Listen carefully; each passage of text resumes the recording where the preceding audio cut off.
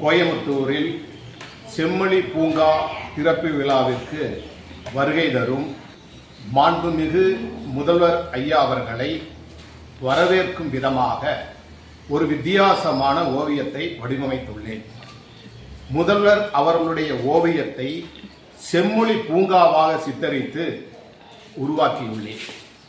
செம்மண்ணில் முதல்வர் அவர்களுடைய ஓவியத்தை கொஞ்சம் கொஞ்சமாக வடிவமைத்து அதன் பிறகு அதில் தண்ணீர் தெளித்து பதப்படுத்தி விதைகளை கொஞ்சம் கொஞ்சமாக துல்லியமாக முதல்வர்களுடைய ஓவியத்தை வடிவமைத்துள்ளேன்.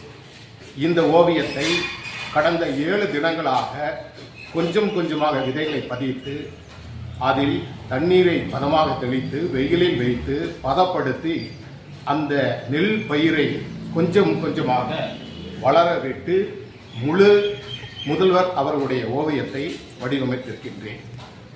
செம்மொழி பூங்காவை வரவேற்கும் விதமாகவும் செம்மொழி பூங்கா நினைவு பரிசாகவும் அன்பு பரிசாகவும் முதல்வர் அவருடைய ஓவியத்தை வடிவமைத்திருக்கின்றேன்.